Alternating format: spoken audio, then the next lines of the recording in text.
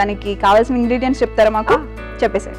సాబ్దనాలు, కరివేపాకు, జీలకర్ర, ఆవాలు, పల్లి పౌడర్, క్యారెట్ తురుము, శనగపప్పు, మినపప్పు, పల్లీలు, పచ్చిమిర్చి, ఉప్పు, కొత్తిమీర. ఇంగ్రీడియంట్స్ అయితే చెప్పేశారు, మరి ప్రాసెస్ చెప్తారా మాకు? ఫస్ట్గా మనం స్టవ్ వెలిగి ఓకే.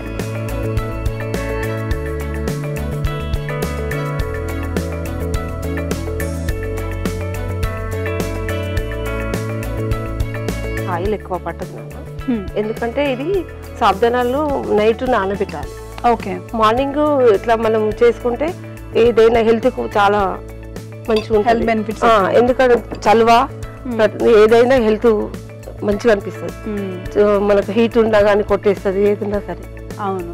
ఈ సాబ్దనాల వల్ల చాలా సోక్ చేసుకున్నా నైట్ నానబెట్టుకొని మార్నింగ్ ఇట్లా స్టఫ్ లాగా పిల్లలకి పెట్టినా కానీ హెల్త్ మంచిగా ఉంటది, అన్ని విధాలుగా మంచిగా ఉంటుంది, కూడా తినడానికి బాగుంటది. ఈ రెసిపీ ఎవరిదండి? అంటే మీరు ట్రై చేశారా, ఎక్కడైనా చూసి నేర్చుకున్నారా? లేదు, ఇంకా అప్పుడప్పుడు చేస్తుంటాం కదా, ప్రయోగాల్లో ఒక ప్రయోగం ఇది చేస్తుంటే. ఇప్పుడు మనం చూసి వేరే వాళ్ళు కూడా ఇట్లా ఉంటదా సాబ్దనాలతోటి అనేది వాళ్ళకు కూడా థాట్ వస్తుంది కదా. అవును. మామూలుగా అయితే ఎవరు చెయ్యాలి సాబ్దనాలు, ఇట్లా చూసే గానీ అర్థం కాదు, ఇట్లా కూడా చేసుకోవచ్చు అని అర్థమవుతుంది. అప్పుడు తింటుంటే మాత్రం మస్తు ఫ్లేవర్, అది చేసినాక చూసినాక అర్థమవుతుంది. ఓకే, నేను తిని చెప్తాను. సో ఏం వేసుకోవాలి నెక్స్ట్? ఇప్పుడు నెక్స్ట్ జీలకర్ర, ఆవాలు. గట్టిగా చెప్పండి. జీలకర్ర, ఆవాలు. ఓకే. ఇది ఎందుకంటే ఇవి పప్పులు కదా, కొంచెం గట్టిగా ఉంటాయి కాబట్టి. ఏంటేంటవి? శనగపప్పు, మినపప్పు, పల్లి. ఓకే.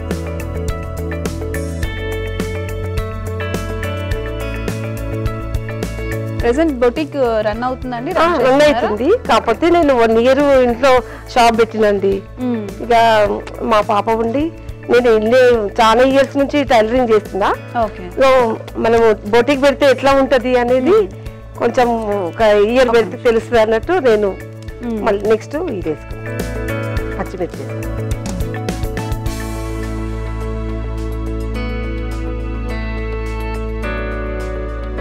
1 year పెట్టినా, నాకు ఇంట్లోనే మంచిగా బెటర్గా ఉంది, నాకు కొంచెం దగ్గరగా ఉంది ఇల్లు కూడా షాప్ కి.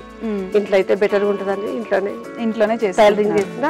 మాస్టర్స్ వచ్చి అది కటింగ్, మాస్టర్ వచ్చి స్టిచ్చింగ్ చేస్తారు. నాకు అంత 20 years అవుతుంది. 20 years నుంచి చాలా ఫ్యాన్స్ ఉంటారు. మాది ఓన్ దేవరకొండ డిస్ట్రిక్ట్, కాకపోతే 3 years దాటి 4 years అవుతుంది ఇక్కడికి వచ్చి. ఇప్పుడు కూడా ఇక అందరూ పరిచయం అయ్యారు. కరివేపాక కొంచెం ఇది కొంచెం ఇట్లా పీసెస్ లాగా చేసుకుంటే దాంట్లో స్మెల్ వస్తుంది. కొంచెం సాల్ట్ వేస్తాం. ఈ సాల్ట్ వేస్తే మిర్చి ఉంది కదా, అది దాన్ని ఘాటు అనేది కారం ఉంటుంది కదా,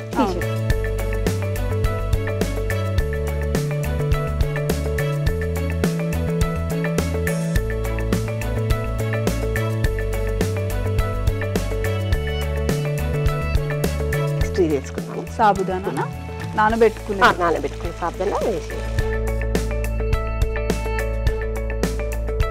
సాల్ట్ మనకు తగినంత, మనం ఎంతైతే తినగలుగుతామో అంతనే. ఎందుకంటే కొంతమంది తక్కువ తింటారు, కొంతమంది ఎక్కువ తింటారు. కొంచెం మగ్గనియాలి. సో ఇవి మగ్గనివ్వాలి. ఎంత? ఒక 5 minutes అయిపోయింది. ఇంకా మూత తీసి చూద్దాము. ఓకే. ఒకసారి కలుపుకుందాం.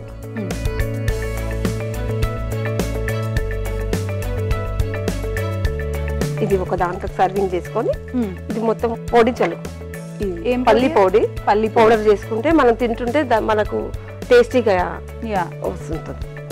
బలం కూడా ఉంటుంది కదా పల్లి పౌడర్. ఈ రకంగా అయితే తింటామంటే కొంచెం, ఇంకా ఇది కొంచెం మెత్తగా అయింది, కొంచెము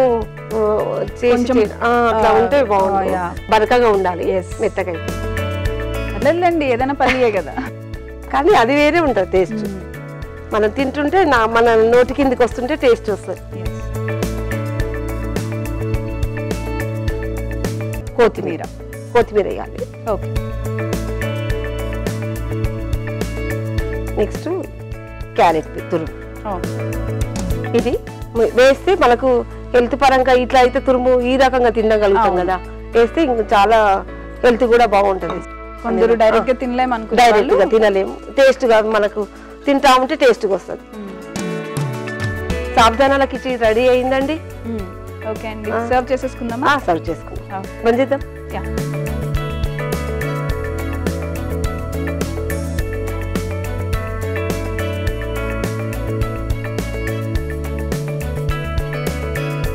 సాబుదానాల కిచిడి రెడీ అయిందండి. మీరు ఎలా ఉందో టేస్ట్ చేసి చెప్పగలరు. ఓకే, సాబుదానా కిచిడి టేస్ట్ చేసే ముందు తయారీ విధానం ఒకసారి చూద్దాం.